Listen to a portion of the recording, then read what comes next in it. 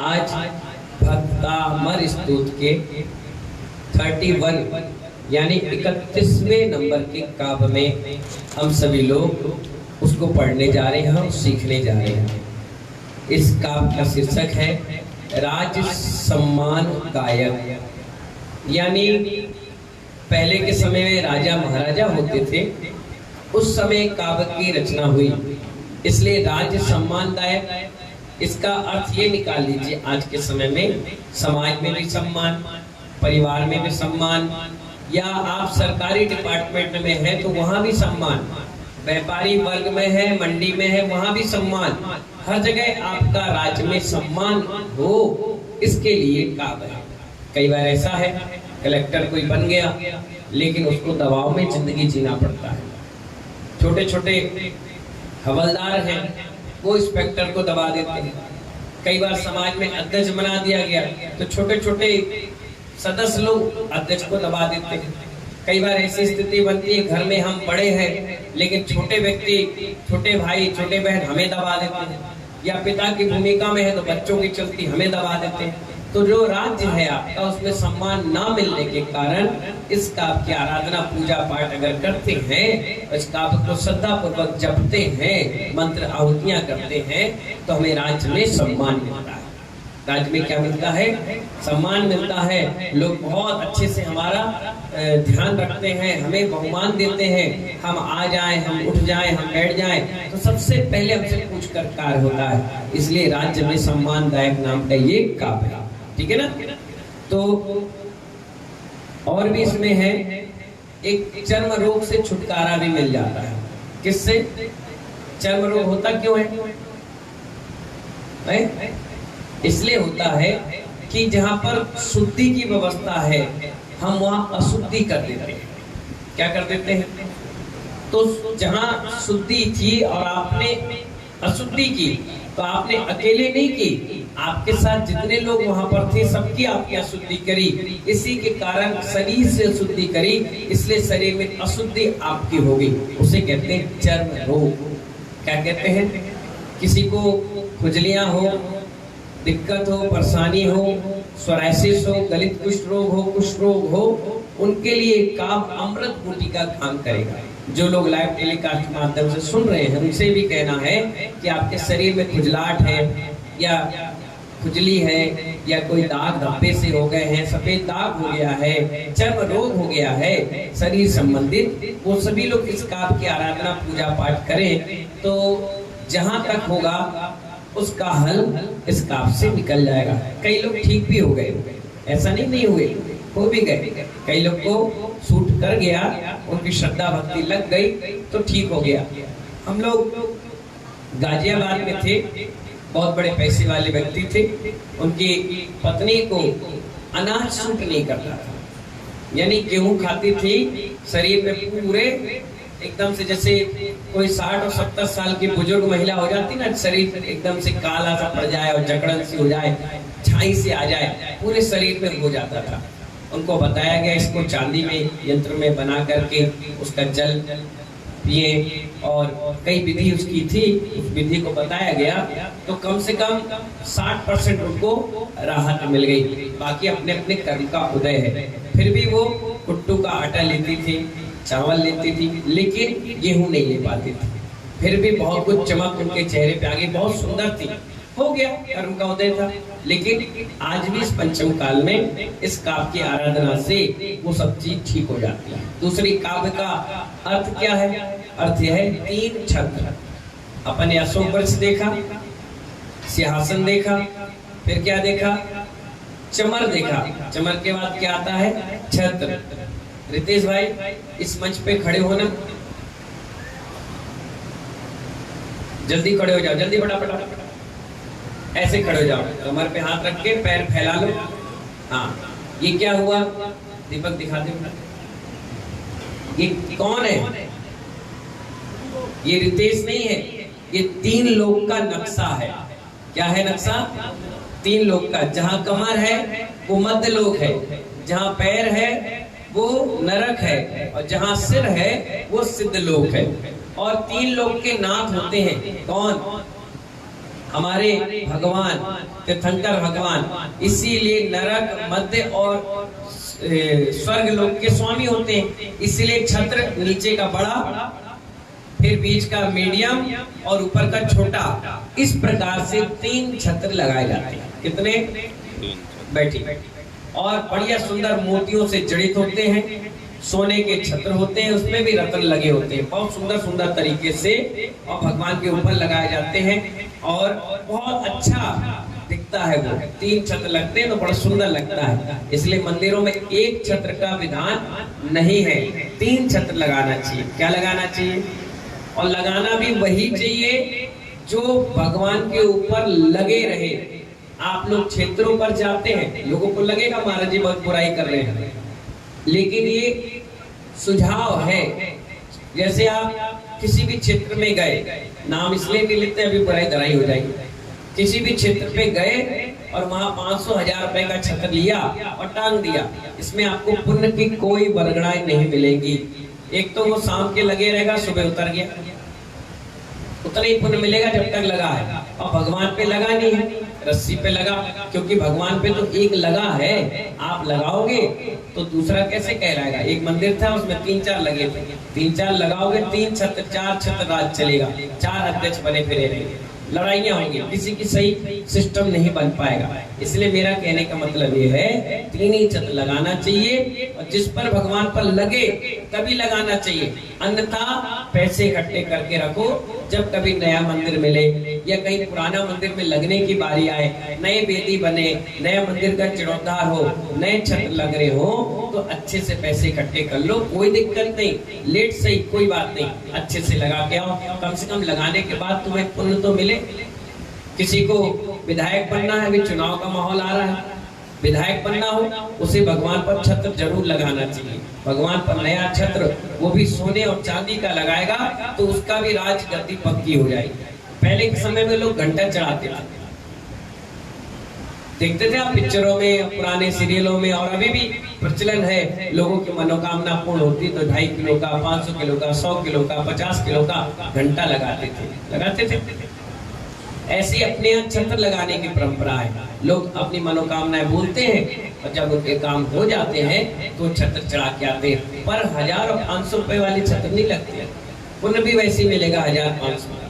काम तो तुमने 1 करोड़ का कराया रानू भाई, एक प्रॉपर्टी का काम आपने लिया था और बिक नहीं रही थी, आपने कहा भगवान बिक जाए तो मैं छत्र चढ़ाऊंगा। 1 करोड़ का माल तुमने बेचा, 10 लाख का लिया था, कितने लाख फायदा हुई आपको? 90 लाख, और 900 रुपए का छत्र चढ़ा ले। मतलब सौदेबाजी चल रही है। नहीं, ऐसे नहीं होते काम। आप मनोकामनाएं मांगे चाहे ना मांगे, छत्र आपके चढ़ाने के भाव है, आप ऐसी चढ़ाइए। मनोकामनाएं के रूप से अगर चढ़ाओगे तो मारवा वो 90 लाख में 10 लाख का छत्र होता है, उतना तुम्हारी हिम्मत नहीं।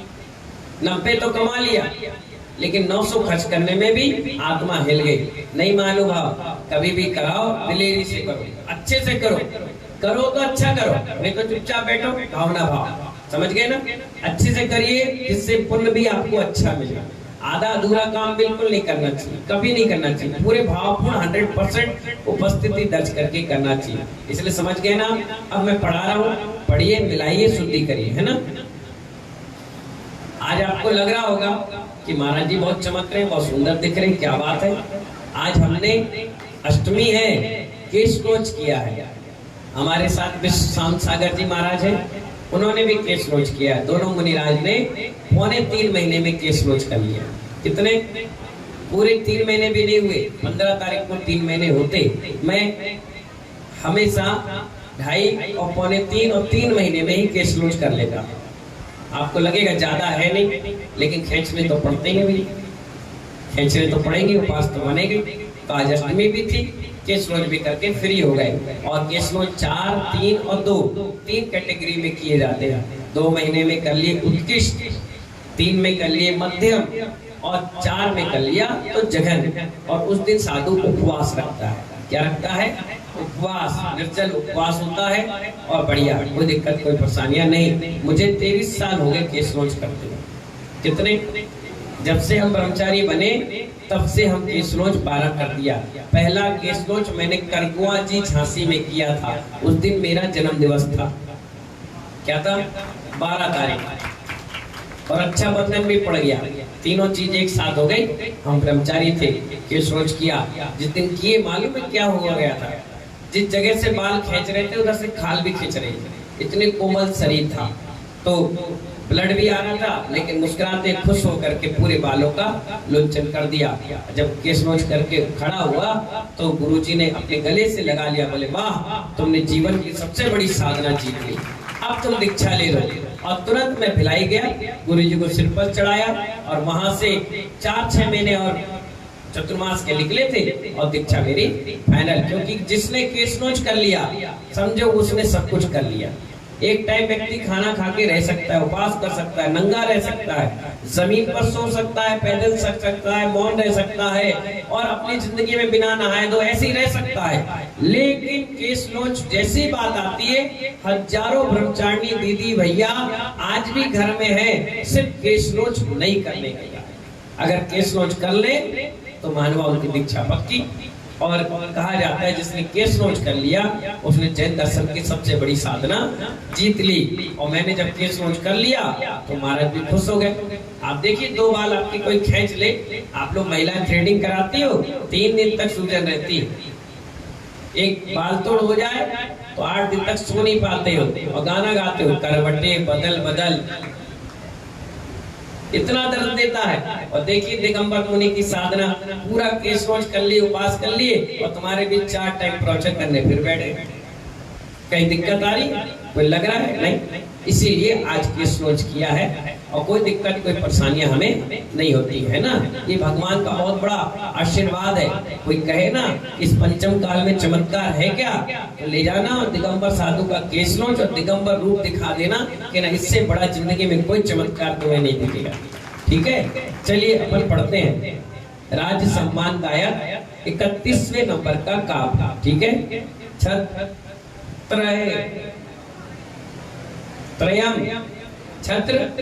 त्रयम। त्रयम का मतलब 3 छत्र। कितने? छत्र त्रयम तब, बोलो,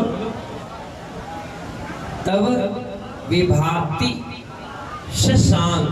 सीटी आना चाहिए, एक छोटा सा एक बड़ा है। शशांक कांत, कांतान नहीं बोलना, कांत है ना। छत्र त्रयम तव विभाति शशांक कांत।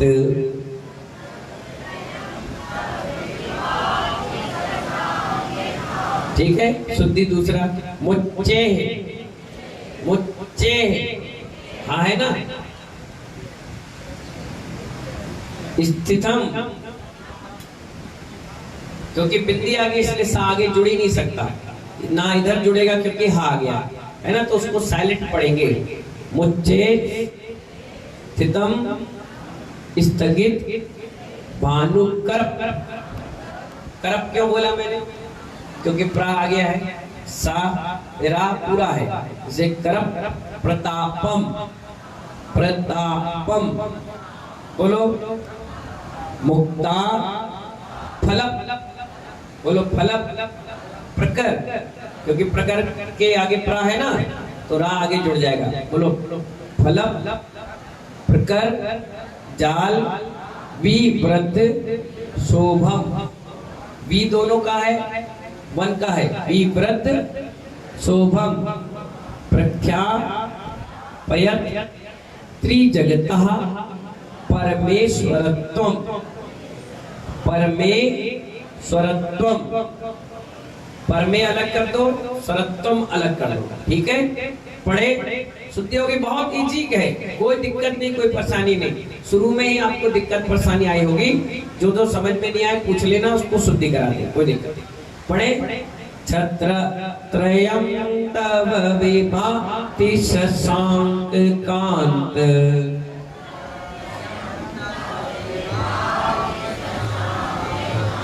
फिर से, छत्र त्रयम तव विभाति शशांक कांत।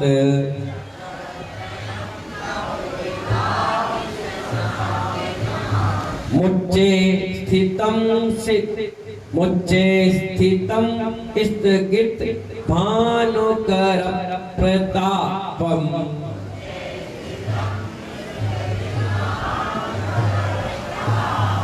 स्थगित बोलना है। क्या बोलना है? स्थगित, तुरंत बोलना है। सांस ले लिया अगर आपने बीच में, सही लय बिगड़ जाएगी, है ना। मुझे सितम स्थगित भानुकर प्रतापम।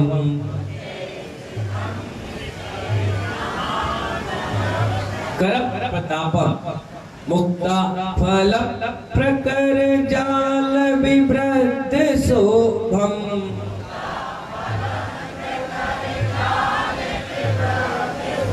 मुक्ता फल प्रकर जाल विभ्रत शोभम।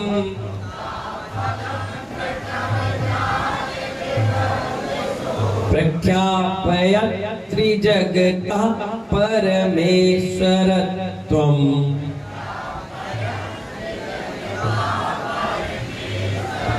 प्रख्यापयत् त्रिजगता परमेश्वर त्वम्। चलिए, बहुत अच्छा आपने पढ़ा। पूरे जेंट्स स्टार्टिंग से पढ़ेंगे। स्टार्टिंग में कर रहा हूं, मैं रुक जाऊंगा, फिर आपको बोलना है। हाथ जोड़ के पढ़िए। छत्रत्रयम्, जोर से। मुझे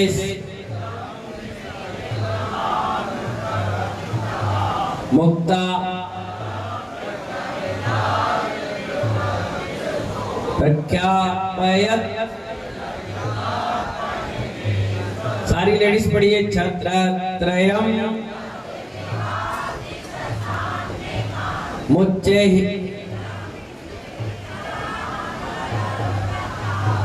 मुक्ता प्रख्या। लग नहीं रहा? 200-500 लोग बैठ के एक साथ पढ़ रहे हो। जोर से पढ़िए, सभी लोग मिला के पढ़िए। छत्रत्रयम् मुझे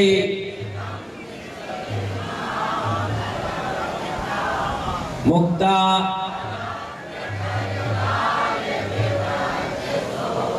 प्रख्या।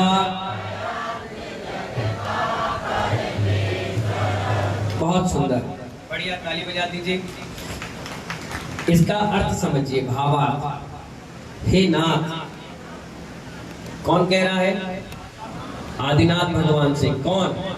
आचार्य मानतु स्वामी जी मुनिराज। एक चीज सुधार कर लीजिए, मैंने एक दिन बोला भी था आपसे, कभी भी दिगंबर साधु को महाराज नहीं कहते। क्या?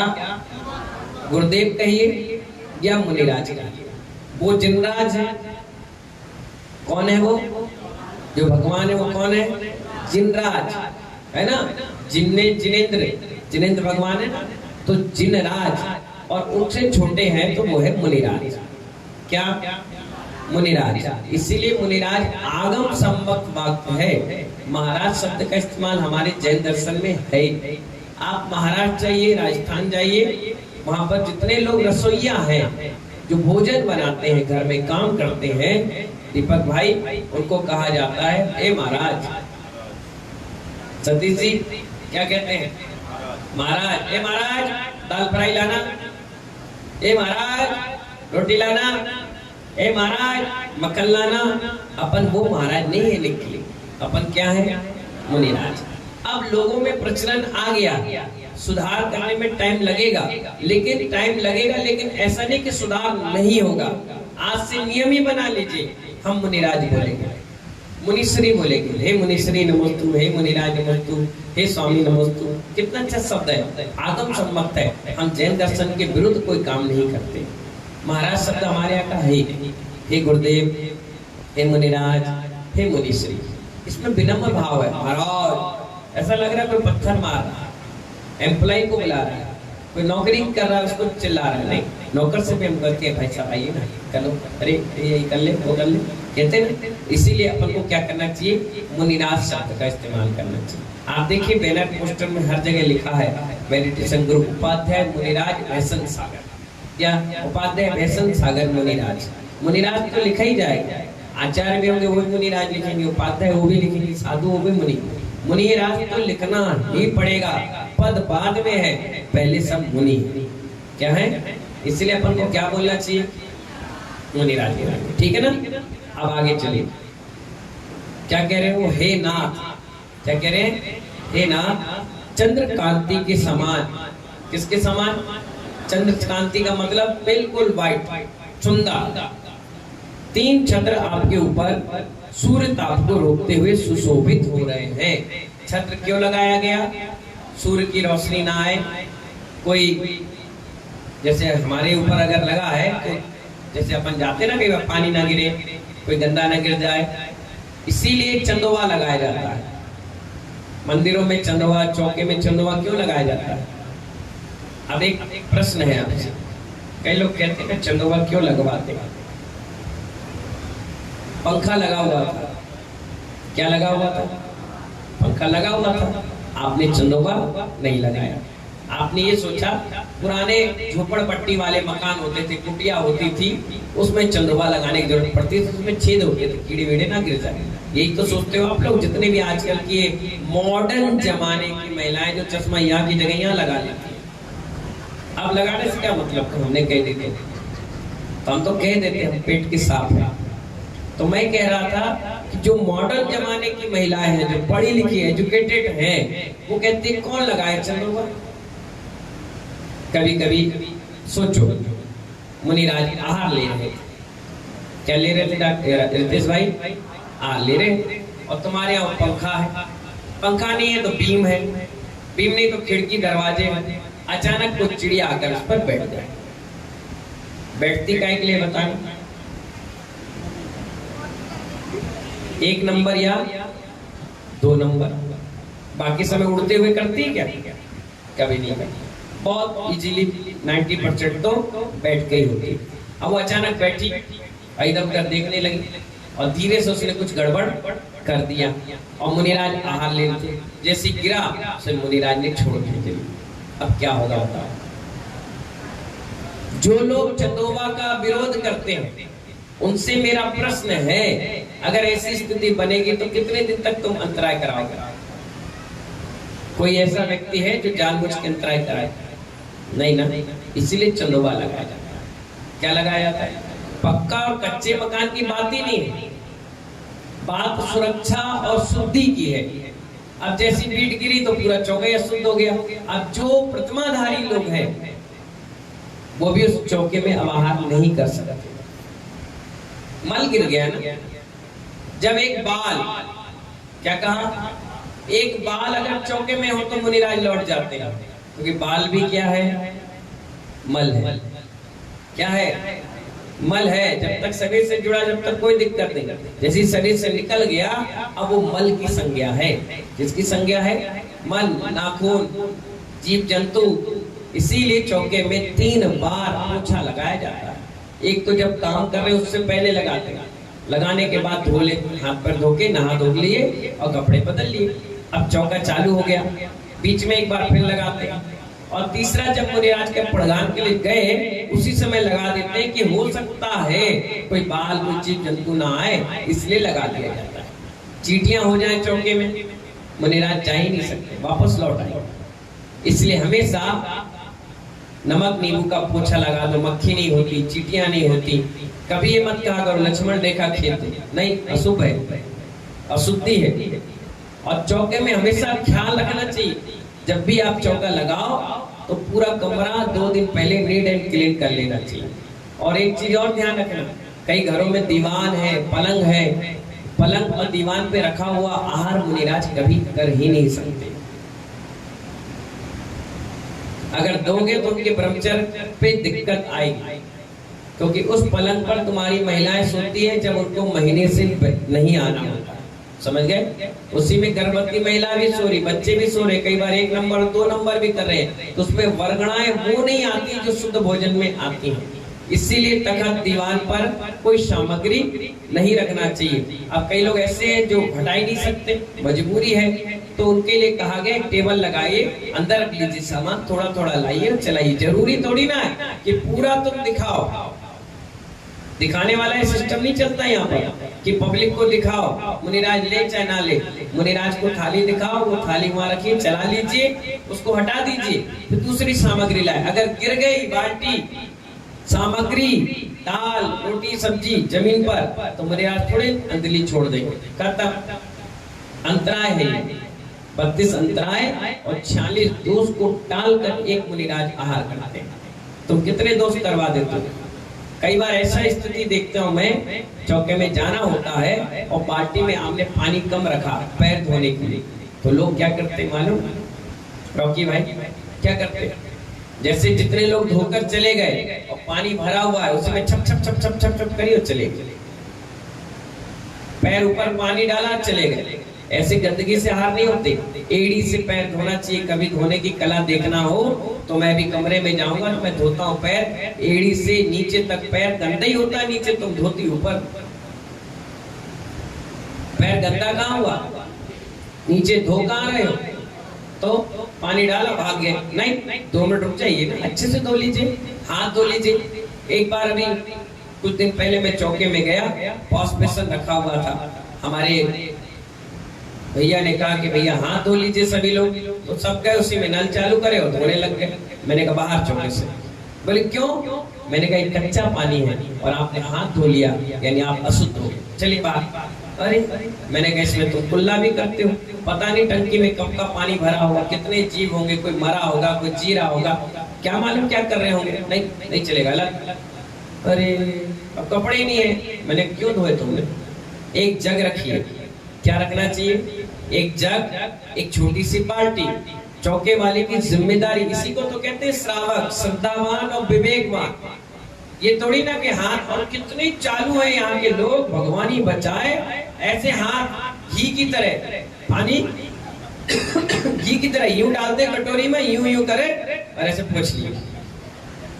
जबकि कहा है नाभि से नीचे का हिस्सा अगर टच हो जाए तुरंत हाथ धोना चाहिए। और तुम क्या कर रहे हो? उस स्थान को छू रहे हो जिसको छूने के बाद 3 बार हाथ धोया जाता है, और ऐसे गंदगी से फिर आहार देते हो। फिर कहते मन की शुद्धि, वचन शुद्धि, काय की शुद्धि। हम भी कहते काय की शुद्धि। ये गलतियां हैं, इसको सुधारिए। नहीं सुधारेंगे तो कितना ही आहार दे लो, मरकर भोग भूमि में तो जाओगे। यही तो सोचकर तुम आहार दे रहे हो। जितने लोग आहार देते हैं ये भोग भूमि में जाएंगे, लेकिन जितने लोग गंदगी से आहार दे रहे हैं वो भोग भूमि जाते हैं। शरीर इंसान का और चेहरा गधा घोड़े का। क्या समझ में आया? शरीर इंसान का मिलेगा और चेहरा गधा, घोड़ा, हाथी, बैल इनका मिलेगा। और मिलेगी कुभोग भूमि, वहां पे ऐसे लोग पैदा होते हैं जैसे लोग गंदगी से आहार कराते हैं। मुनिराज का तो मतलब ही नहीं, उसने तो विश्वास के साथ आपने शुद्धि बोली, वो आहार लेंगे। लेकिन जो गंदगी से आहार आप देते हो, इसका खामियाजा आप ही को भुगतना पड़ेगा। नहीं मिलने वाली आपको भोग भूमि, सारी सुख सुविधा नहीं मिलने वाली। मुनिराज की शुद्धि से आहार कराएगा। इसलिए एक बाल्टी रखना चाहिए और एक भैंकी रखना चाहिए, साफ, कितना बिल्कुल न्यू साफ रखना चाहिए। एक टेबल पे अलग और बाल्टी रख देना चाहिए, जल रखना चाहिए। और एक व्यक्ति चौके में जाए तो महिलाओं की आदत होती है आहार देने की। आहार देना उतना महत्वपूर्ण नहीं है, आहार कराना बहुत महत्वपूर्ण है। आहार करा भी दिया आपने ढंग से व्यवस्थित तो उतना ही पुण्य मिलता है जितना बनाने, देने और देखने वाले को। और आप क्या सोचते, नहीं बस रोटी देने ही पुण्य है, ये फालतू की मानता मत रखो। हम लोग ने ब्रह्मचारी अवस्था में खूब आहार कराया, इसलिए देखिए आज हमारे आहार हो रहे हैं। अगर हम लोग भी बस देने में रहते तो फिर काम तुम्हारे जैसे पागल जैसे बैठे होते। अब क्या है, बाल्टी रखना चाहिए, हैंकी रखना चाहिए, गर्म पानी एक जग रखना चाहिए या गिलास में रखना चाहिए। और कहते हैं आइए इधर आइए, हाथ धोइए, इतने कितने इतने हाथ डालो, एक बार ऐसे दो रगड़े। अभी तो मैल ही निकल पाया और तुमने क्या किया, इसमें ही पहुंच गए। नहीं, अच्छे डालो, जल डाला, धो लिए। हाँ, अब एक नेपकिन से पूछना, और जब चौका हो जाए उसके बाद उस नेपकिन की हालत देखना और जल को देखना, कितनी गंदगी तुम हाथों से टच करके मुनिराज की अंजलि तक पहुंचा देते। तुमको पता चल जाएगा कि आज तक हम गलत काम कर रहे थे या सही कर रहे थे। अपने आप पता चल जाएगा तुम्हें, नहीं हम गलत थे। कई बार देखता हूँ नाक खुजा लेती और फिर देने आ जाए। कि कान में उंगली डालेंगे फिर देने आ जाएंगे। कहीं पता चला बैठ के पसर के उठ के ये क्या कर रहे हो, ये क्या हो रहा है? हाथ तो धो लो। कहाँ रखी? जिसमें पैर रखे तुम्हारे उस पर तुमने हाथ रखा, गीली जमीन थी, गंदगी हाथ में लग गई, तुमने ऐसे दे लिया। इससे पुण्य नहीं मिलेगा, उल्टा क्या मिलेगा? भो भूमि। क्या मिलेगा? शरीर में खुजली, गंदगी, पता नहीं कैसी कैसी स्थिति आपकी बन जाए। इसलिए आहार दो बड़ी सावधानी से। कटोरी मिल जाए, क्या मिल जाए? कटोरी मिल जाए तो उसको देखो पहले। विवेक का मतलब क्या है? देखो, तुमने ऐसा दिया, उन्हें कटोरी यूं ली, अभी आ गया बात, हमने तो दिए नहीं, हम तो देख के दे रहे। ऐसे नहीं चलता। एक गिलास को 3 बार देखो, आगे पीछे अच्छे से पलटा कर, फिर भर के उसको दो। कपड़ों से टच ना करें। एक बार थाली पकड़ ली एक महिला, मैं इसलिए थाली लेडीज को नहीं पकड़ाता, मैं मना कर देता, नहीं लेडीज दूर पकड़ ली। अब उनकी चोटी, क्या चोटी थी, वो आगे क्या हुआ? वो चोटी उस दाल में डूब गई। व्यक्ति भूल जाता है, भीड़ में क्या करता है? भूल जाता है, और डूब गई और वो दाल उठाया, बार बार मुझे दे, मैं लूं नहीं। मेरा हरि का त्याग था और दाल ही बनी थी, उनके बाकी कोई सब्जी थी नहीं, हमने अलग कर दी। और बार बार दाल दे, मैं रोटी लूं और रोटी के साथ चटनी, ऐसी जो सामग्री थी सूखी, वो लेता गया, पूरा आहार हो गया। बार बार दाल की जिद करी, मैंने कहा नहीं, तुम भी मत खाओ इस दाल को, मैं भी नहीं। बोले क्यों? बोले तुम अपनी चोटी देखो, ये भगवान ये कब लग गई? मैंने कहा यही तो विवेक कहता है। क्या कहता है? यही विवेक। कई लोग आदत होती है, सामग्री भी पकड़ लेंगे, बोलते चले जाएंगे। अब vitamin A B C D तो था, ई एफ जी जेड तक पूरा उसमें डल गया। अब कह रहे महाराज तुम लो। चम्मच भी होती है, चम्मच से भी लोग देते हैं। तो जहां सामग्री रखी वहां कभी नहीं पकड़ा जाता, हमेशा डंडी पकड़ी जाती है। जब भी हैंडल में पकड़ा जाता है, हम लोग ऐसे हाथ डाल लेते हैं, उंगली डाल लेते हैं। कई लोग ऐसे होते हैं, थाली भी दिखाएंगे तो उंगली डाल के, ये दाल, ये सब्जी, ये रबड़ी, ये नमक, और फिर क्या करेंगे? क्या होता है? भागो ऐसे बाहर। आधा मन तो तुमने मुनिराज का वही खराब कर दिया। अब वो क्या आहार ले? खुला सामान रख देते।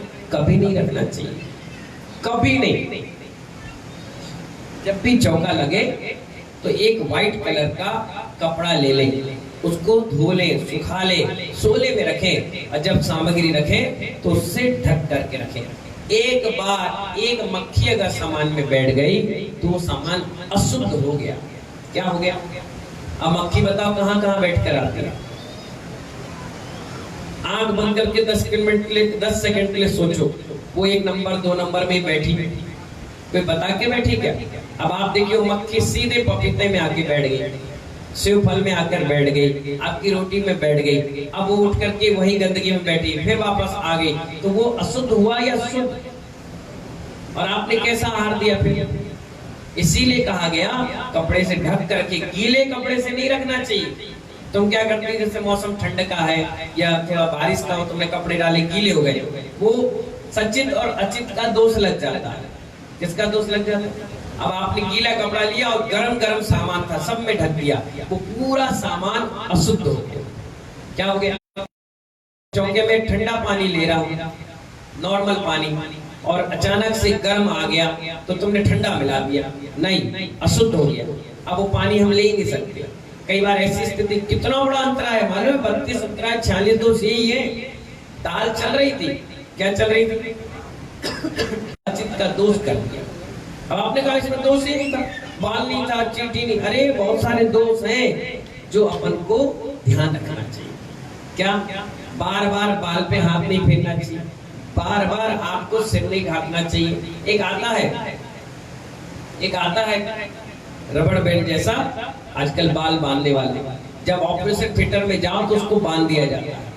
क्या जाता है? बांध दिया जाता है। उसको बांध दो, उसको धो के रख लो 10-20, जिसके यहाँ चौका लगे, और जब चौके वाले आए पहले बोले इसको ढाकिए, ताकि इसको सिर को, हाँ अब आपकी साड़ी ऊपर भी गई तो कोई दिक्कत ही नहीं, आपके बाल ढके हुए हैं, इससे सुव्यवस्थित कार्यक्रम चलता है। बड़ी बड़ी कंपनियों में क्या किया जाता है, जहाँ मिक्सचर बनता है, नमकीन बनती है, मिठाइयाँ बनती हैं, कहीं अशुद्धि ना हो जाए इसलिए लोग के पूरे सर बांध करके बिल्कुल सिस्टम के साथ वहां पर प्रवेश होता है। जब वहां सिस्टम से हो सकता है तो हम तो पंचपरमेष्ठी भगवान को आहार दे रहे हैं, हमारे सिस्टम क्यों नहीं बन सकता।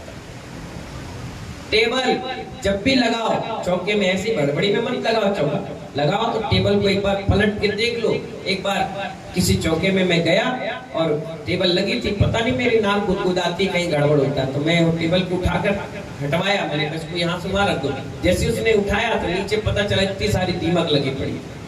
मैंने हटा इसको पाटे, हम जमीन में बैठेंगे। अरे नहीं मैं ला रहे हो, दूसरी इधर से मांग मांग के लेकर के आए। टेबलें लगी होती है, उसके नीचे जाले लगे होते हैं, घर में अलमारियां बनी होती है। कई बार अभी एक चौके में मैं गया, आहार चला तो उसने उठाया जग अलमारी में रख दिया, मैं उस जग का पानी नहीं लिया। कहने लगी क्यों, क्या हो गया? मैंने कहा हाथ ऐसा फेर के देखो, मैंने हाथ फेरा तो इतनी सारी गंदगी लगी थी। मैंने कहा चौका लगाने का मतलब होता है शुद्धता, आपने अशुद्ध जगह पे जल रख दिया, कितने जीव मर गए होंगे उस मिट्टी में। हम नहीं ले सकते, हम नहीं ले सकते आहार, आप टेबल पे रखिए। इसलिए कहा गया जहां से सामान उठाओ वहीं पर वापस रखो। क्या रखो?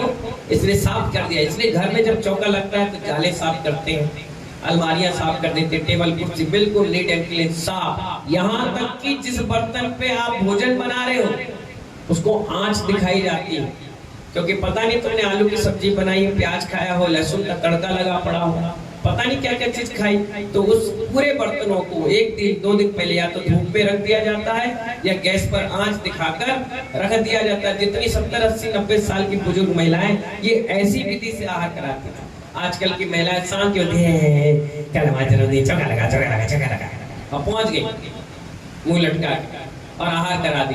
फिर महाराज का स्वास्थ्य खराब हो गया या अंतराय हो गया, तो कह रही हे भगवान हमारा किस्मत ही फूटी है। फूटी नहीं है, तुम्हारे कर्म ही फूटे। किस्मत कैसे फूटी होती है? ऐसे उल्टे सीधे काम जब करते हो ना तो दिक्कत और परेशानी आपको आती है। बहुत सारी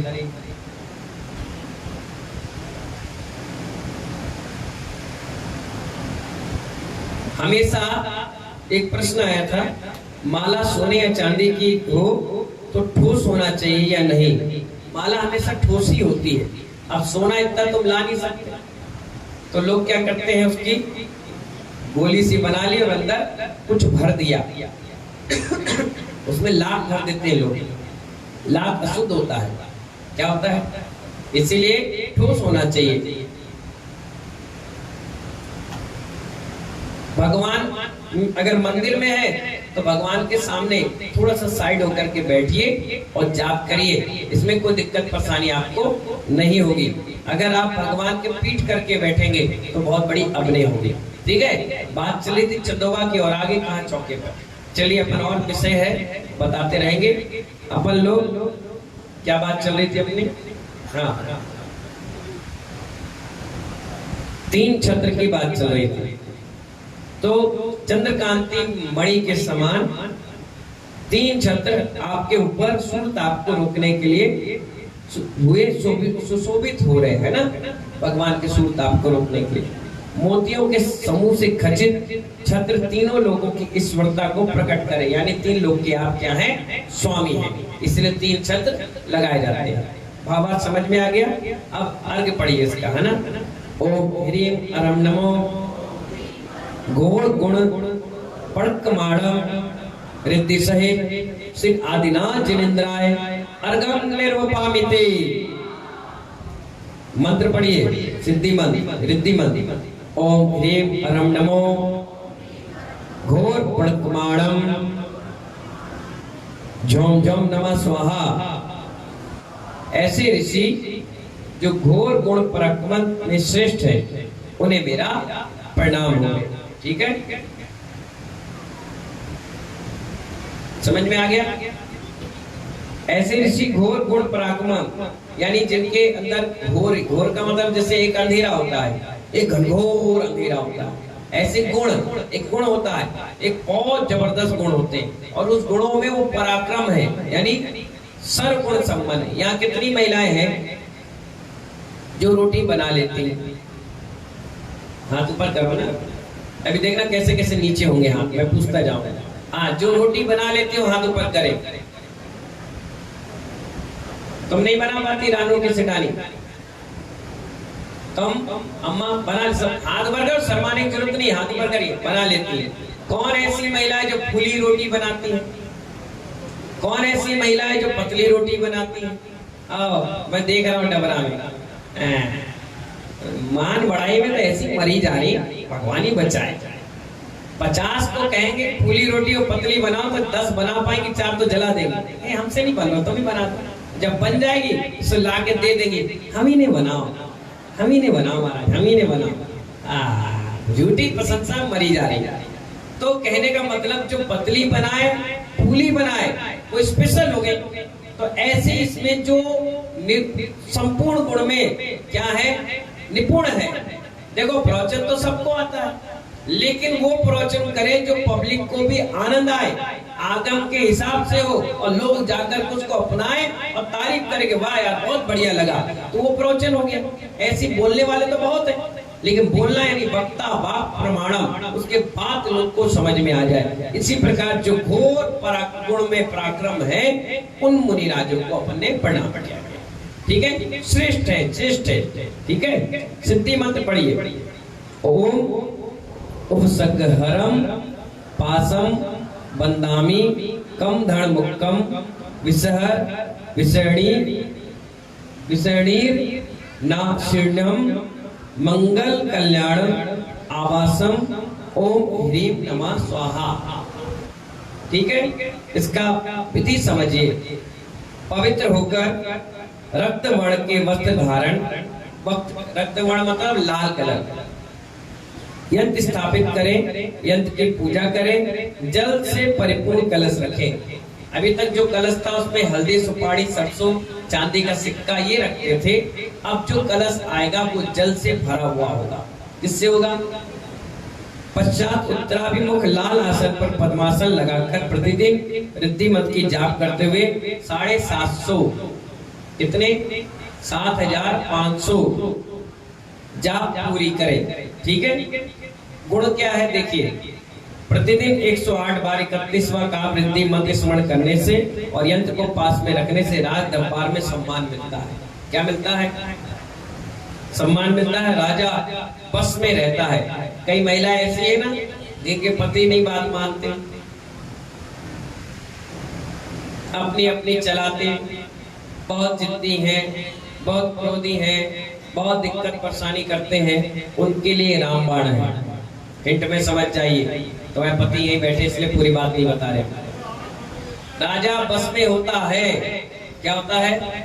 राजा बस में होता है तथा सब तरह के चर्म रोग से छुटकारा भी मिल जाता है। हर तरीके से, कुष्ठ रोग हो, सोरायसिस हो, खुजली हो, और बीच में पित्त क्या हो जाता है ना, पित्ती उछड़ जाती है, तो वो सब चीजों से छुटकारा मिल जाता है।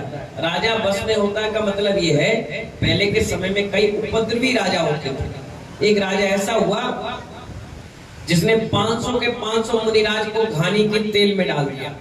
सरसों निकलता है, ऊपर से डाल दिया और नीचे से पूरा कचुम्बर निकल गया, और एक भी मुनिराज ने कुछ नहीं बोला। अब रक्षाबंधन की कथा सुनना, 700 मुनिराज पर बहुत बड़ा उपसर्ग हो गया। ऐसे ऐसे राजा भी हुए।